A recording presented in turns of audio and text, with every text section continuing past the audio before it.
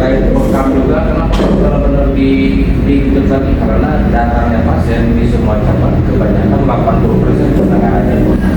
Berarti kesimpulannya bibit sama bekam harus seimbang.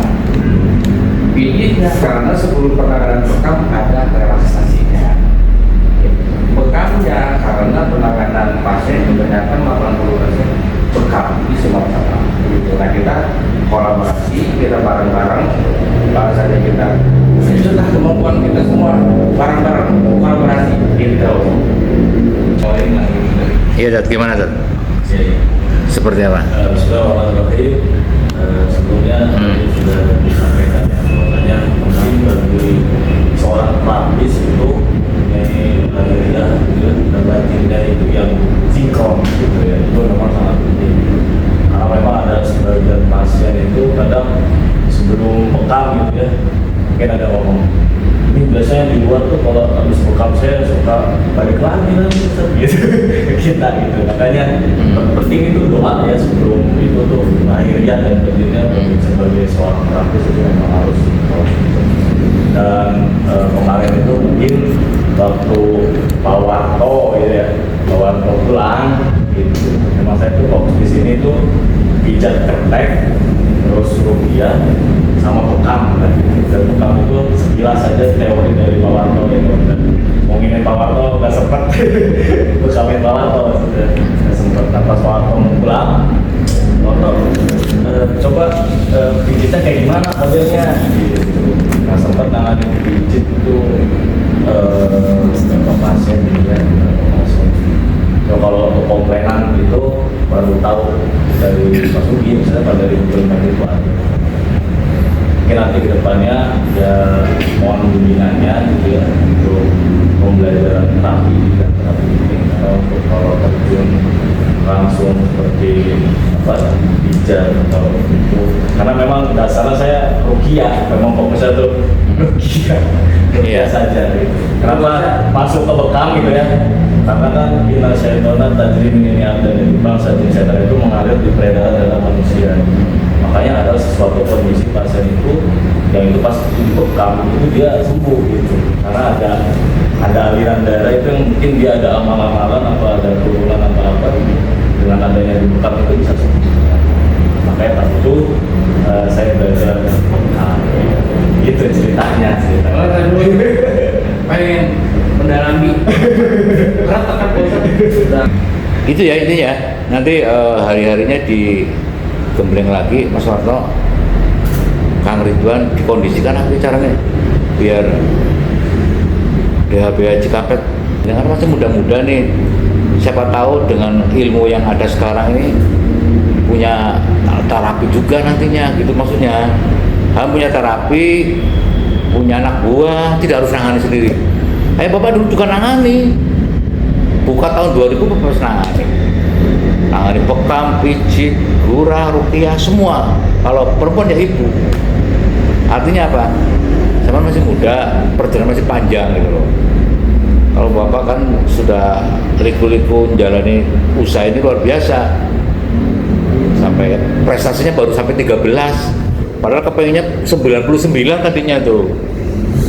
Pengen punya 99 cabang. Saya nggak kelakon sekarang. Tahu nanti Kang Ridwan bisa, Mas Dika bisa aja kan. Masih syukur masih bisa nama DHBH bisa terus berkembang buka lagi di mana-mana kan bisa begitu. Orang dulu tuh waktu 9 bareng-bareng aja alhamdulillah lumayan ya. Waktu berapa ya Bu? Sebelum pandemi lah. Cabang sini dapat uang kan enak, seneng tuh. Kamu harus berpikir gitu, seorang terapis jangan cuma berpikir sebagai terapis. Kapan saja harus punya tempat gitu, punya anak buah. Yang sulit itu ngelola anak buah, kan gitu. Itu lah di sini ajang latihan, ngitung rasa, kan gitu. Bagaimana sih membangun kekuatan spiritualitas kita untuk menyelaraskan dengan orang-orang yang berbagai macam watak dan sifatnya kan. Itu ya intinya saya berpesan untuk Kang Ridwan dan semuanya ini, ayo saling berbagi, ditingkatkan kualitasnya, kemampuan terapinya agar profesional gitu judulnya. Karena apa? Kita sudah bikin harga ya, sudah bikin harga, artinya harus sudah profesional. Orang datang dilayani dengan profesional, terus kita dapat kompensasi uang ya. Itu aja intinya. Yang nanti tiap hari boleh ada kuldum, boleh kuldum, kuliah 2 menit boleh ya. Dan nanti kalau kultum kepanjangannya kuldum apa supaya Mas Warto bisa ya Mas Warto ya. Kalau kepanjangan kan bingung, Mas Warto mungkin bisa kalau 2 menit Mas ya. Nanti Ustadz Ridwan juga. Jadi gimana caranya jadi ustadz semua gitu nanti. Kalau di tempat kayak gitu gampang jadi ustadz. Begitu, karena orang tahunya pasti ustadz nih. Ini Ya kan? lagi apa jadi? Itu ini yang tak sampaikan adalah ayo bareng-bareng meningkatkan profesionalisme kita di DHPH supaya tidak ada lagi komplain, tapi justru supaya pasien berdatangan. Usahakan bekam nomor 1, pijit juga nomor 1. Dan nanti rukiahnya benar-benar ramai kan gitu. Maka dikosongkan, dah rukiah mau ditaruh berapa juga boleh lah gitu lah judulnya. Toh uangnya juga masuk MDM. Pokoknya kalau uang rukiah, uang ini garam kumpul buat berbagi aja gitu. Nanti untuk apa? Untuk berbagi. Mobil khusus buat keluarga DHPH gitu. Jadi itu dari MDM semua, orang berbagi itu. Gitu ya. Jadi konsepnya ayo bangun spiritualitas kita dengan ruqyah. Misalnya bedah aura kan bedah aura ruqyah ya, ruqyah bedah aura. Tarifnya kan 4 juta sampai 9 juta. Ada aja bayarnya, ada yang bayar. Jarang yang nawar lah gitu lah kalau di kan. Siapa tahu nanti di sini juga gitu. Karena gini, orang begitu punya masalah bedah aura ya Pak, apa Bu? Berapa? Ya itu ada tarifnya. Nanti uangnya ini bukan untuk saya ya. Nanti panggil ke untuk khotmil Quran ya, khataman Quran untuk hajat jenengan. Gitu. Kalau di sana tidak lah. Tapi kalau di sini siapa tahu nanti begitu juga, ya. Paham ya maksudnya ya? Intinya ini garam ruqyah itu benar-benar untuk berbagi. Lebih penting lagi untuk berbagi ustadznya kan gitu. Makanya nanti kalau ruqyah, ustadz jangan sendiri supaya lebih mantep. Nek wis padha ngamal kayak ini, apal ikut ruqyah gitu. Tahu nggak? Misalnya dapat, saya selama ini 300, udah ustadznya dapat, asistennya dapat, cuma dihabisin buat asisten juga nggak apa-apa gitu loh. Yang penting sama, jadi ketika ruqyah jangan sendiri, apalagi perempuan misalnya ada ustadznya ikut gitu, ya jangan ikut. Ini kalau misalnya di 1, 2, 3 ruqyah 1 orang kan mantep. Ya duitnya berbagi buat terapisnya. Kalau ada lebihnya masuk MDM, gitu aja udah. Ya, garam. Nanya harganya berapa, kalau di sana 50.000, uangnya silahkan masukin kotak, mana kotak di sini ada kotaknya. Ah udah. Berapa nih? 50.000. Kalau mau ngasih 100 juga boleh, masukin kotak buat berbagi. Kalau mau ditransfer ya nggak apa-apa, tapi judulnya itu buat berbagi. Makanya modal itu bergaram, apa garam itu ya udah terserah mau ngasih berapa, nggak usah. Ruqyah juga begitu. Gitu deh. Saya kira itu aja. Nanti saya sedikit mau tahlilan, monggo.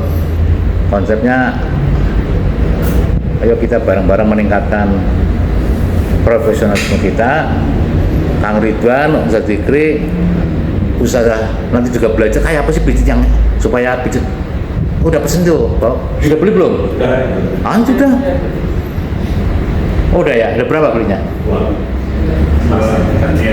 ya. Terus, karena dulu saya juga gitu di sana.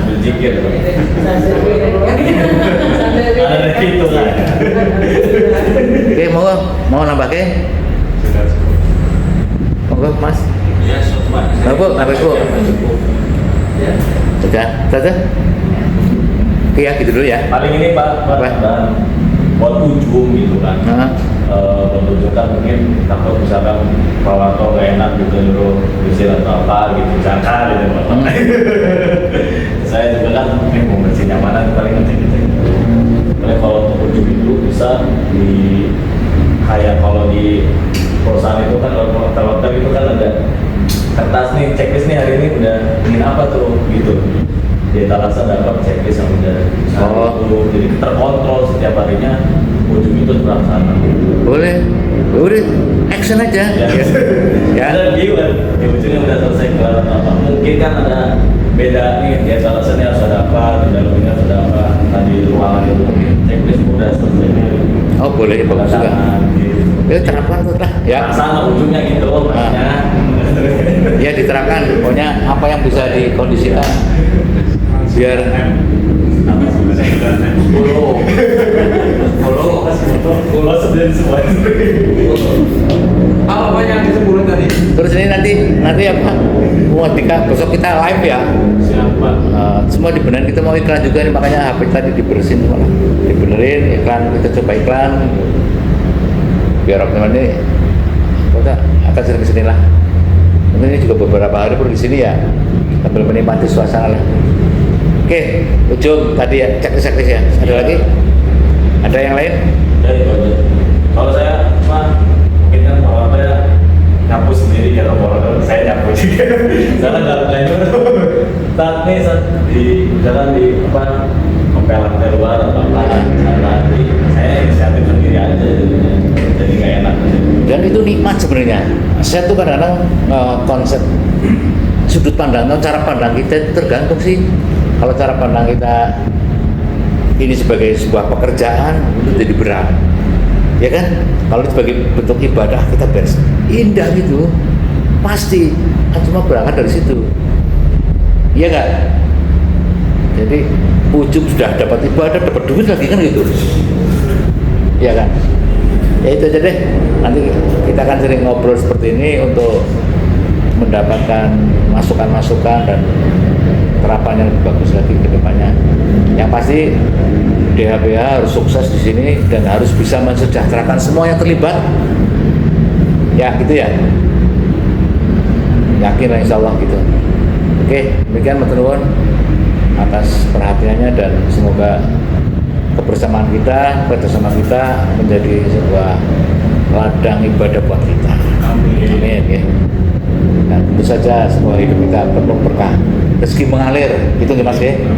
Matur nuwun. Wabillahi taufiq wal hidayah. Wassalamualaikum warahmatullahi taala wabarakatuh. Waalaikumsalam warahmatullahi wabarakatuh. Oke, gorengannya silakan. Biasanya ada martabak.